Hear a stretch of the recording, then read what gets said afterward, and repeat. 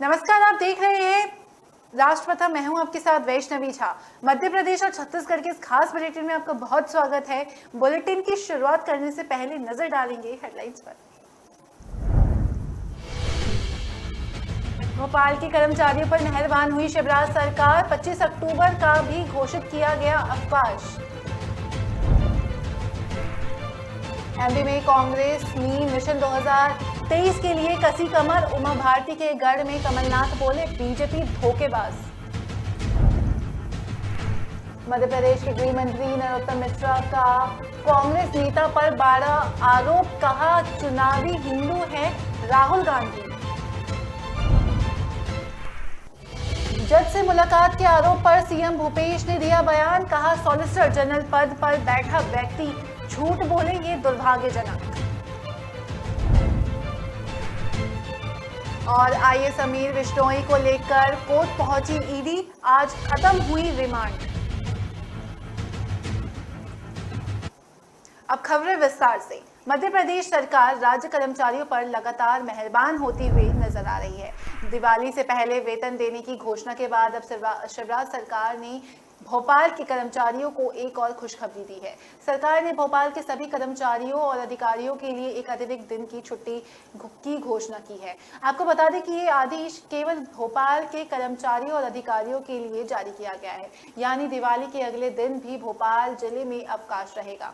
साथ ही आपको बता दें कि 24 अक्टूबर को दिवाली है, लेकिन 25 अक्टूबर की भी भोपाल में छुट्टी रहेगी। राज्य शासन ने भोपाल जिले के लिए इस स्थानीय अवकाश की घोषणा की है। शनिवार यानी कल से 5 दिवसीय दीपोत्सव पर्व की शुरुआत हो जाएगी। इस पर्व को लेकर लोगों में जमकर उत्साह भी देखा जा रहा है। कोरोना की वजह से लगातार 2 साल तक रही पाबंदियों के बाद इस बार बाजार गुलजार होता हुआ नजर आ रहा है। लोग बड़ी संख्या में खरीदारी के लिए अपने घरों से निकल रहे हैं। दिवाली को लेकर बाजार पूरी तरह से सज धज कर तैयार है। इसी बीच शिवराज सरकार भी अपने कर्मचारियों पर मेहरबान होती हुई दिखी। दिवाली से पहले कर्मचारियों के वेतन देने की घोषणा के बाद अब सरकार ने कर्मचारियों को एक और अतिरिक्त दिन की छुट्टी भी प्रदान की। इस अतिरिक्त अवकाश के बाद अब अधिकारी कर्मचारियों को 4 दिन का अवकाश मिल सकेगा, जिससे वे दीपावली का त्योहार उत्साह के साथ मना सके। तो आज ये शिवराज सरकार की तरफ से अहम फैसला लिया गया और घोषणा की गई कि दिवाली के अगले दिन भी भोपाल में अवकाश रहेगा। कर्मचारी जो है वो छुट्टी पर रहेंगे दिवाली के अगले दिन भी, और ताकि कर्मचारी जो है वो बड़े ही हर्षोल्लास के साथ अपनी दीपावली को मना सके।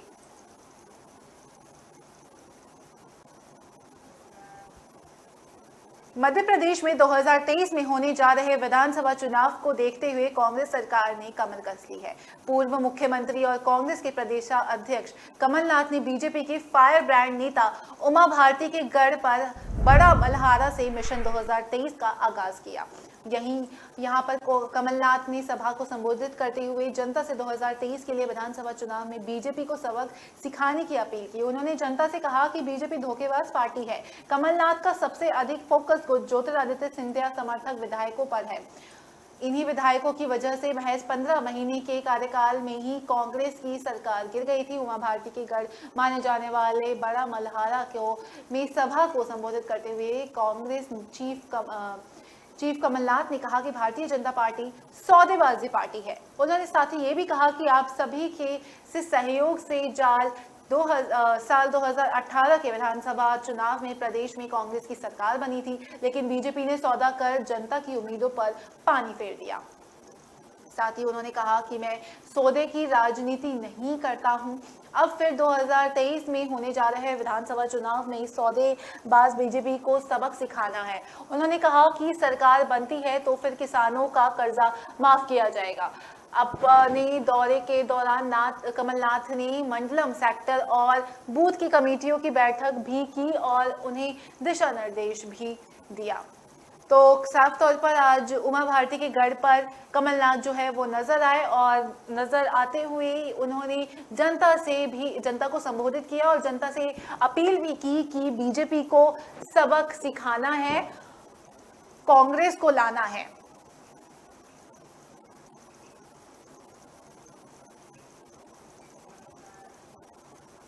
इंदौर में भारतीय जनता पार्टी की कोर कमेटी बैठक में शामिल होने पहुंचे नरोत्तम मिश्रा ने मीडिया से बातचीत करते हुए राहुल गांधी पर जमकर निशाना साधा। दरअसल मध्य प्रदेश के गृह मंत्री और इंदौर के प्रभारी मंत्री नरोत्तम मिश्रा भारतीय जनता पार्टी की कोर कमेटी की बैठक में शामिल होने बीजेपी कार्यालय पहुंचे हुए थे, लेकिन बीजेपी बैठक होने से पहले ही उन्होंने मीडिया से बातचीत भी की। गृह मंत्री ने और नरोत्तम मिश्रा ने मीडिया से बातचीत करते हुए पत्रकारों के सवालों के जवाब भी दिए। उन्होंने कहा कि संगठनात्मक विषय है, 17 से 31 अक्टूबर तक मुख्यमंत्री जनसेवा अभियान चल रहा है, उस विषय पर विस्तार से चर्चा भी की गई। अभी प्रधानमंत्री जी हमारे साथ दीपावली मनाने के लिए आने वाले हैं। वहीं इंदौर में होने वाले प्रवासी सम्मेलन में प्रधानमंत्री और राष्ट्रपति के आने की तैयारियों को लेकर उन्होंने कहा कि प्रधानमंत्री जब भी आते हैं तो उनका गरिमापूर्ण कार्यक्रम होता ही है। वे वैश्विक नेता है और उनके आने से इंदौर फिर औद्योगिक क्षेत्र में एक नई छलांग भरेगा। प्रदेश में होने वाले आगामी चुनाव में जेएस पार्टी द्वारा चुनाव लड़ने के सवाल के जवाब में उन्होंने कहा कि कांग्रेस अब अकेले चुनाव लड़ने की स्थिति में तो रही ही नहीं है। जितनी बची है, थोड़े समय में राहुल गांधी की यात्रा निकल जाएगी, उसके बाद ये हस्तांचल की ओर निकल जाएंगे। वहीं मध्य प्रदेश में राहुल गांधी द्वारा उज्जैन के महाकाल लोक जाने से सवाल पर खड़ा नरोत्तम मिश्रा ने कहा कि राहुल गांधी एक चुनावी हिंदू है, वो चुनाव के समय ही कोर्ट के ऊपर जनेऊ डालते हैं। अभी रास्ते में यात्रा के दौरान जितने भी मंदिर आए, कहीं भी किसी भी मंदिर में वे नहीं गए क्योंकि वहां चुनाव नहीं थे। मध्य प्रदेश में चुनाव है तो वो निश्चित तौर पर मंदिर जरूर जाएंगे और चुनाव में ही मंदिर जाते हैं। तो साफ तौर पर नरोत्तम मिश्रा ने राहुल गांधी पर जमकर निशाना साधा और साथ ही कहा और पीएम मोदी की तारीफ भी की। साथ ही राहुल गांधी पर निशाना साधते हुए उन्होंने ये भी कहा कि चुनाव के समय ही वे कोर्ट के ऊपर जनेऊ डालते हैं और चुनाव के समय में ही वो सिर्फ मंदिर जाते हैं और मध्य प्रदेश में भी चुनाव हैं तो वो निश्चित तौर पर राहुल गांधी जो है वो मंदिर जरूर जाएंगे।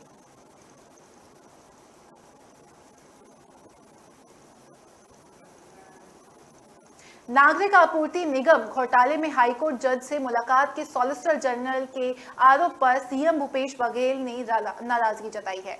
साथ ही उन्होंने ये भी कहा है कि ये अत्यंत दुर्भाग्यजनक है कि सॉलिसिटर जनरल जैसे सर्वोच्च संवैधानिक पदों पर बैठा व्यक्ति राजनीतिक उद्देश्यों से झूठे और शरारतपूर्ण आरोप लगा रहा है।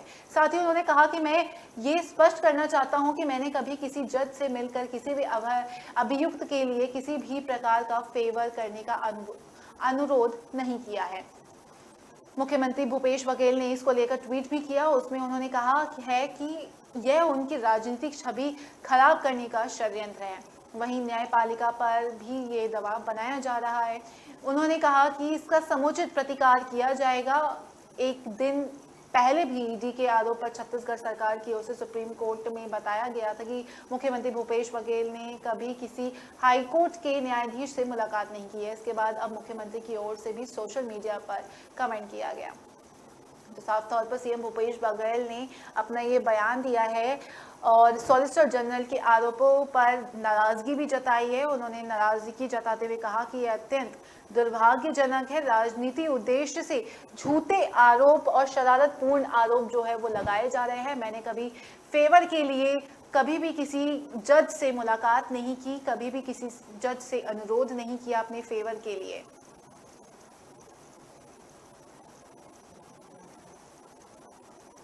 भ्रष्टाचार मामले में फंसे आईएएस अफसर और चिप्स के पूर्व सीईओ समीर विश्नोई को लेकर प्रवर्तन निदेशालय यानी कि ईडी की टीम कोर्ट पहुंच गई है। समीर विश्नोई सहित 2 कोयला कारोबारियों को ईडी ने 7 दिन की रिमांड पर लिया था। रिमांड की अवधि शुक्रवार को पूरी हुई। वहीं कारोबारी सुनील अग्रवाल की पैरवी के लिए वरिष्ठ अधिवक्ता विजय अग्रवाल रायपुर पहुंच चुके हैं। नीरव मोदी और 2G स्पेक्ट्रम मामले में भी विजय अग्रवाल पैरवी कर चुके हैं। ईडी ने आईएएस विश्नोई को 13 अक्टूबर को गिरफ्तार किया था। इस दौरान रायपुर कोर्ट में 14 दिन की रिमांड मांगी थी। वहीं हालांकि कोर्ट ने 7 दिन ही मंजूर की। बताया जा रहा है कि पूछताछ में ईडी की कई तरह से सबूत भी मिले और ईडी ने पहले ही कोर्ट को बताया था कि तलाशी के दौरान समीर विश्नोई के घर में 4 किलो सोना और 20 कैरेट हीरा मिला। इसके साथ ही 47 लाख रुपए कैश भी मिले। इनकी पूरी कार्रवाइयों में कारोबारियों के पास से मिले कुल कैश और गोल्ड भी को ईडी ने 6.5 करोड़ का बताया था। 11 अक्टूबर को कई जगहों पर ईडी ने छापे मारे थे। तो साफ तौर पर समीन बिश्नोई को लेकर जो है वो ईडी कोर्ट पहुंची और 7 दिन के रिमांड पर लिया गया था। साथ ही 2 कारोबारियों को भी रिमांड पर लिया गया था।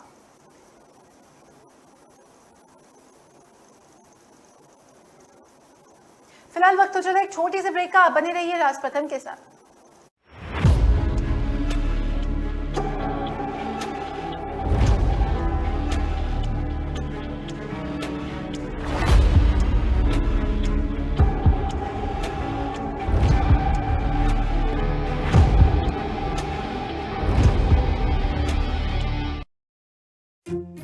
क्या लेंगी छोटी मैम साहब? एक पैकेट छोले मसाला, 50 ग्राम लौंग, 100 ग्राम दालचीनी और 50 ग्राम काली मिर्च। वंडर मिक्स मसाले सचमुच परिपूर्ण, क्योंकि इसमें है हर तत्व सही मात्रा में। ऊपरी मसालों का झंझट ही नहीं। और बस बेटी बस, छोले बनाने हो तो ले जाओ सिर्फ वंडर छोले मसाला बस? और कुछ नहीं। मम्मी मम्मी सिर्फ वंडर और बाकी मसाले? और कुछ नहीं। अनेक मजेदार वैरायटीज, वंडर मसाले और कुछ नहीं।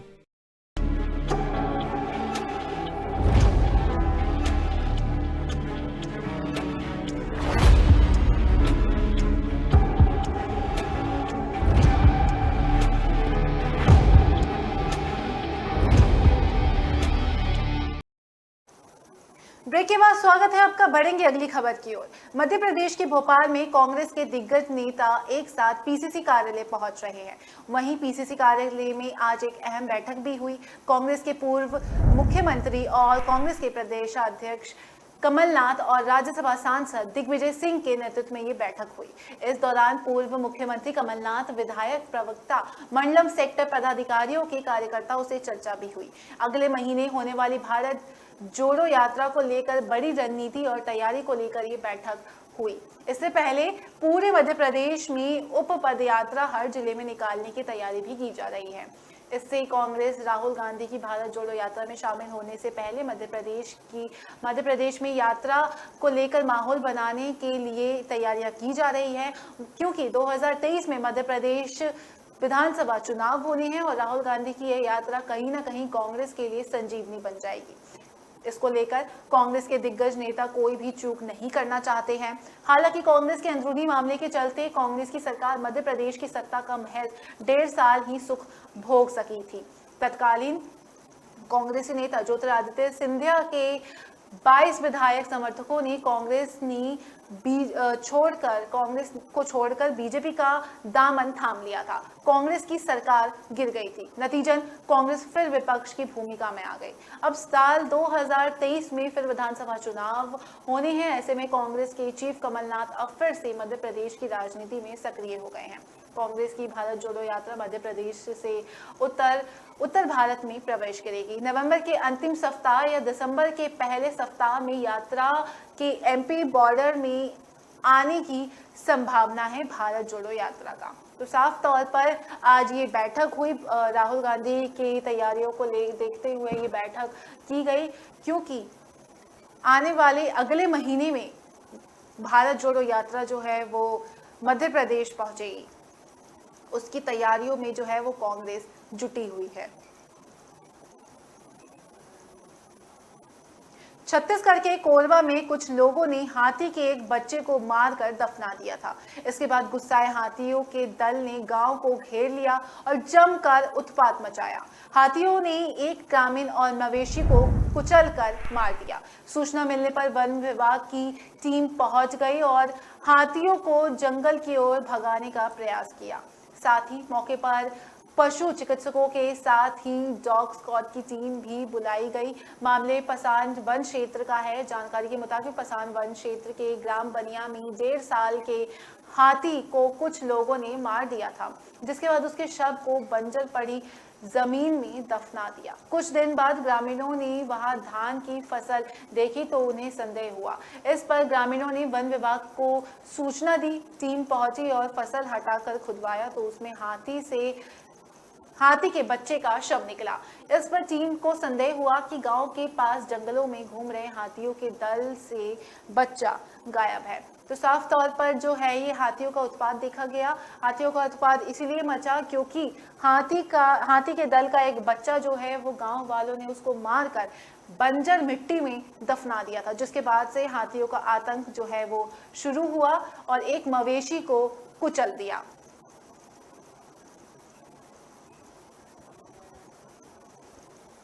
करीब 3 महीने पहले छत्तीसगढ़ बीजेपी की कमान संभालने वाले बिलासपुर के सांसद अरुण साव पार्टी नेता और कार्यकर्ताओं में जोश भरने के लिए लगातार दौरे और बैठकें कर रहे हैं। 15 साल की सत्ता के बाद 2018 के विधानसभा चुनाव में 15 सीटों में सिमट कर रह जाने वाली बीजेपी उपचुनावों में भी लगातार मात खाती रही है। 2023 का विधानसभा चुनाव जीतने के लिए बीजेपी पुराने चेहरों की जगह नए चेहरों को आगे लाई है। अरुण साव से सवाल पूछा गया कि छत्तीसगढ़ में भारतीय जनता पार्टी कमजोर दिखाई पड़ रही है और मुख्यमंत्री भूपेश बघेल का मुकाबला जिस तरह से करना चाहिए वे नहीं कर पा रही है, आप इस पर क्या मानते हैं?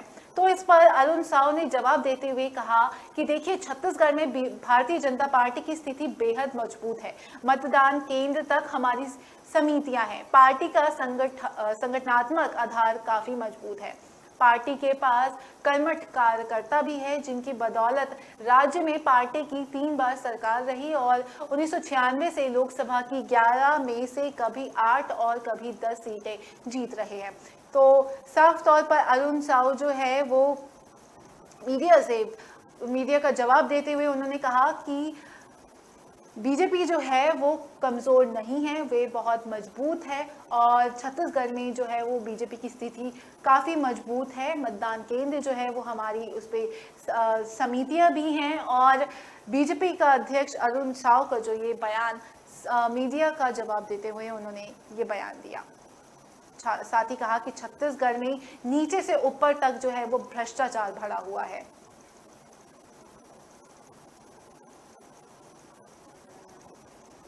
मध्य प्रदेश में मुरैना जिले के बानमोर कस्बे में दिवाली के उत्सव से पहले उस समय दुख का माहौल हो गया जब पटाखों के एक शक्तिशाली विस्फोट से 2 मंजिला इमारत ढह गई और आसपास के कई मकानों को भी नुकसान पहुंचा। इस विस्फोटक में एक महिला और उसकी नाबालिग बेटी समेत 4 लोगों की मौत हो गई। एक अन्य 6 लोग भी घायल हो गए। 11 बजे से पहले इस विस्फोट के बानोर के जैतापुर रोड के आसपास अफरा तफरी मच गई। एक अधिकारी ने बताया कि ये विस्फोट निर्मल जैन नाम के एक व्यक्ति के घर में हुआ। उन्होंने बताया कि जैन अपने मकान में बूतल पर एक दुकान चलाता था, जबकि मकान का बचा हुआ हिस्सा उसने जमीन खान नाम के व्यक्ति को किराए पर दिया हुआ था। जमील अपने परिवार के साथ पहली मंजिला पर रहता था और जगह का उपयोग गोदाम के रूप में कर रहा था। दीपावली के त्योहार को देखते हुए जमील ने यहाँ पटाखों का गोदाम यहाँ पर बना रखा था। पास ही दुकान चलाने वाले शिवशंकर ने कहा कि विस्फोट इतना शक्तिशाली था कि इसे इलाके के कई घरों के कांच टूट गए। जिस मकान में विस्फोट हुआ उसके पास 2 अन्य मकानों को भी व्यापक नुकसान हुआ। धमाके के बाद लोग घरों से बाहर निकल आए और सड़क पर इधर उधर भागने लगे। स्थानीय लोगों ने बताया कि इलाके में स्थिति को सामान्य होने में 3 से 4 घंटे लगे।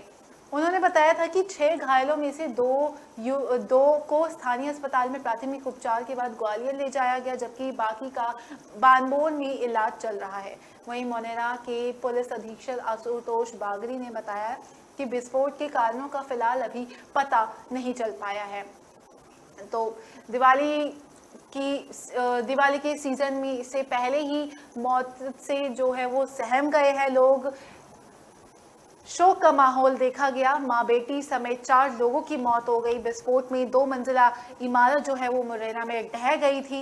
आसपास के कई मकानों को भी इस विस्फोट से नुकसान हुआ और महिला और उसकी नाबालिग बेटी समेत 4 लोगों की मौत हो गई थी। तो ये भारी विस्फोट मुरैना में देखा गया था।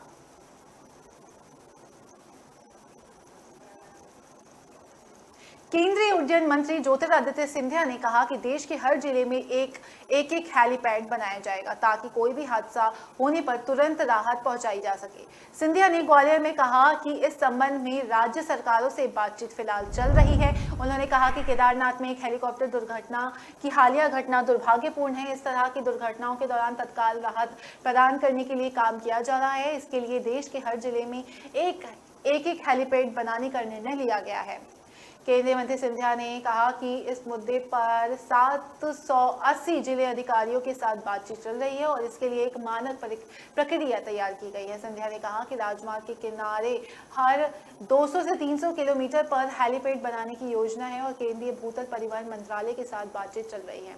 इसके साथ ही उन्होंने कहा कि संजीवनी योजना के तहत अखिल भारतीय आयुर्विज्ञान संस्थान ऋषिकेश की मदद से एक हेली सेवा शुरू की जाएगी। उन्होंने ये भी कहा कि ये सेवा दुर्घटना या अन्य प्रकार की आपात स्थिति में 125 किलोमीटर की दूरी तक तत्काल राहत प्रदान करेगी।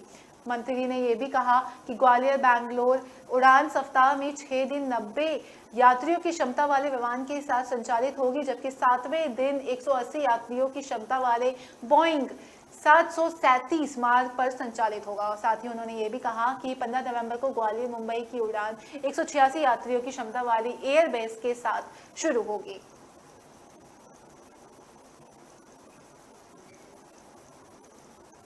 वक्त तो चला एक छोटे से ब्रेक का, बने रहिए राष्ट्र प्रथम के साथ।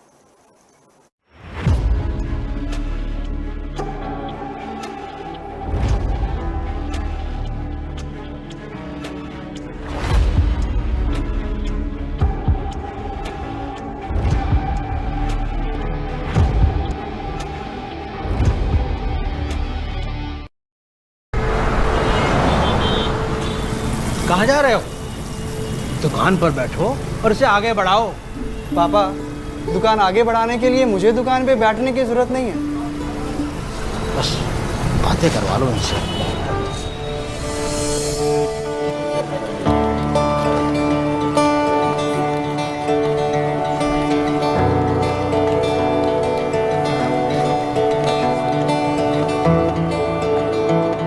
थोड़ा सा ऊपर और।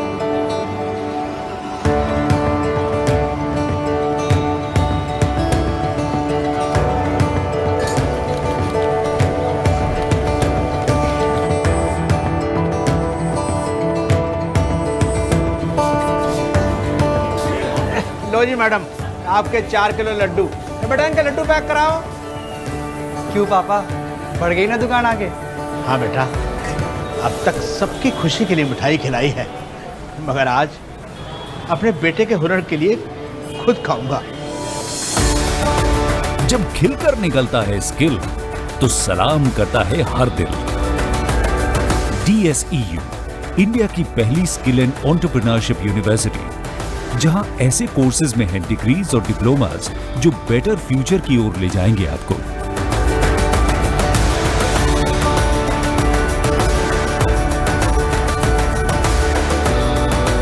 तो एडमिशन के लिए अप्लाई कीजिए। स्किल है तो नहीं कुछ मुश्किल है।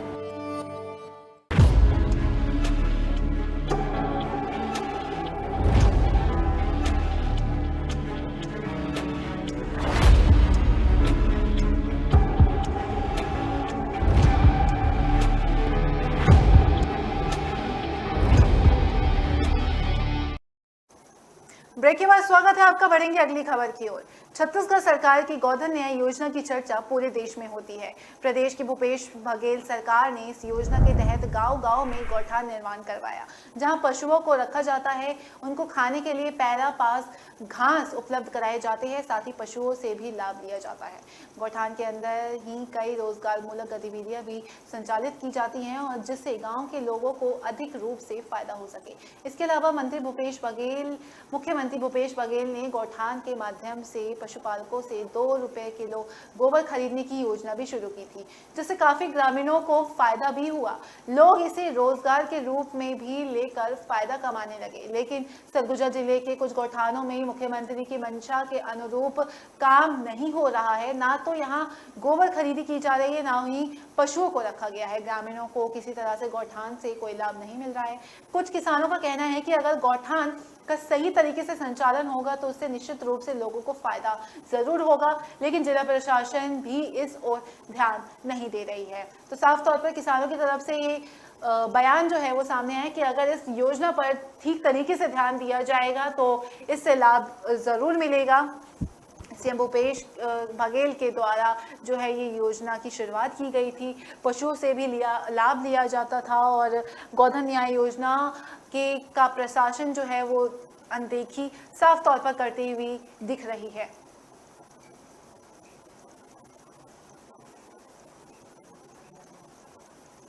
मध्य प्रदेश के कर्मचारियों के लिए शिवराज सरकार ने दीपावली से पहले अक्टूबर महीने का वेतन देने का फैसला किया। मुख्यमंत्री शिवराज सिंह चौहान ने इस महीने का वेतन दीपावली से पहले देने का ऐलान किया है।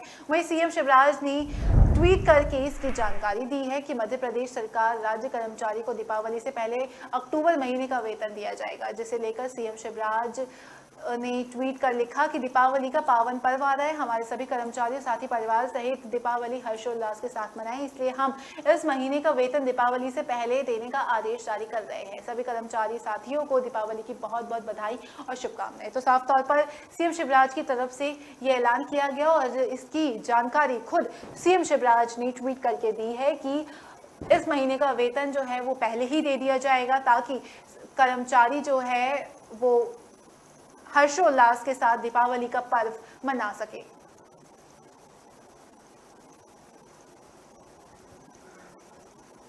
छत्तीसगढ़ के नक्सल प्रभावित जिलों में स्वास्थ्य सुविधाएं पहुंचाना किसी चुनौती से कम नहीं है। जंगल, नदी, पहाड़ और दुर्गम रास्तों को पार कर इन गांवों तक पहुंचना पड़ता है। इन गांवों में सड़क, बिजली और पुल पुलिया की सुविधा नहीं होने की वजह से यहां बीमार पड़ने वाले ग्रामीण देसी दवाई और झाड़ फूक पर ही निर्भर करते हैं।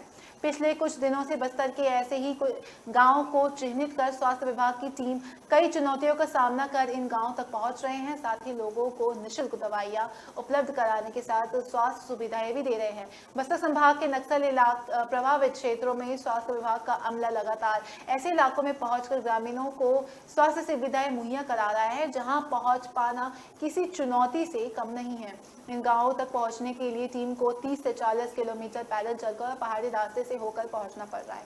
टीम की ओर से बाकायदा यहां शिविर लगाकर ग्रामीणों का उपचार किया जा रहा है। दंतेवाड़ा के सुदूर और संवेदनशील क्षेत्रों में मेडिकल टीम पहुंच रही है। मुख्यालय से करीब 120 किलोमीटर की दूरी पर स्थित बोंगा पाला गांव के लिए स्वास्थ्य विभाग की टीम को करीब 20 किलोमीटर पैदल चलकर नदी और पहाड़ों को पार कर यहां पहुंचना पड़ा। तो मेडिकल टीम जो है वो तमाम जंगलों के रास्ते से गुजरते हुए गांव में पहुंच रही है और मेडिकल सहायता जो है वो गांव वालों को प्रदान कर रही है। दवा और मच्छरदानी भी मेडिकल टीम की तरफ से बांटी गई है। साथ ही नक्सल प्रभावित इलाकों में जो है वो मेडिकल टीम पहुंचती हुई दिखी और नदी पहाड़ों को पार करके जो है ये मेडिकल टीम पहुंची है।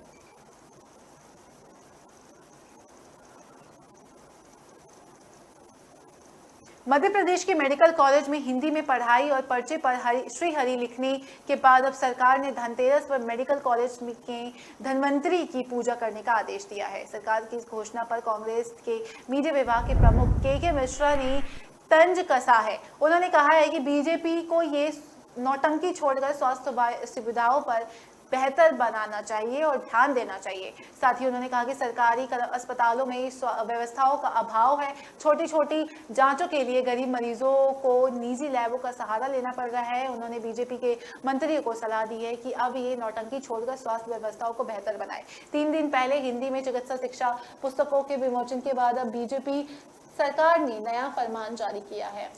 बीजेपी सरकार ने आदेश दिया कि धनतेरस पर्व के दौरान मध्य प्रदेश के सभी मेडिकल कॉलेजों में भगवान धन्वंतरी की पूजा की जाएगी। प्रदेश के चिकित्सा शिक्षा मंत्री विश्वास सारंग ने कहा कि 22 अक्टूबर को प्रदेश के सभी मेडिकल कॉलेज और अस्पताल में भगवान धन्वंतरी की पूजा की जाएगी।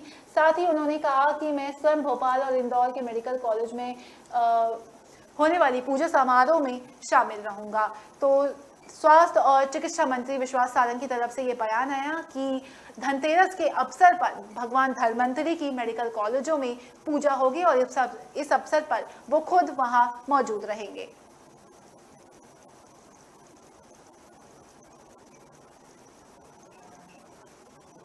छत्तीसगढ़ को उसके नए और तेजी से किए जा रहे प्रयोगों और उनमें मिल रही सफलता को लेकर एक बार फिर पुरस्कार से नवाजा गया है। इस बार ये सम्मान प्रधानमंत्री फसल बीमा योजना के तहत आर्थिक फसल बीमा पोर्टलों का एकीकरण छत्तीसगढ़ में डिजिटल भू अभिलेख डेटाबेस में सबसे कम समय में काम करने के लिए दिया गया।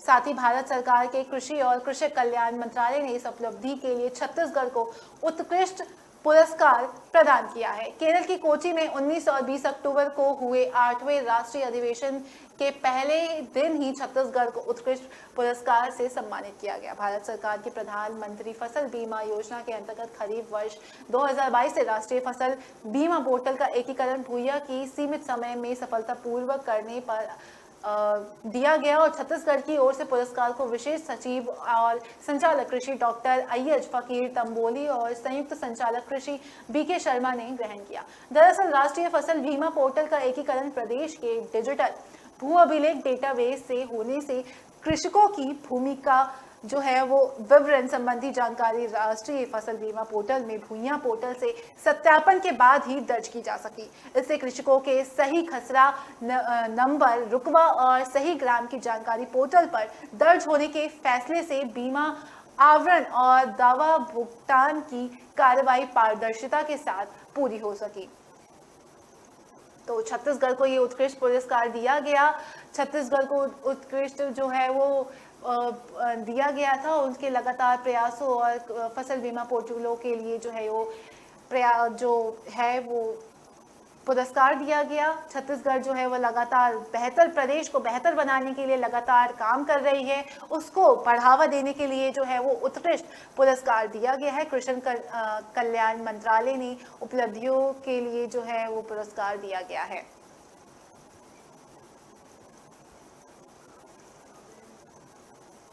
मध्य प्रदेश और छत्तीसगढ़ के इस खास बुलेटिन में मेरे साथ इतना ही। मुझे दीजिए इजाजत। नमस्कार।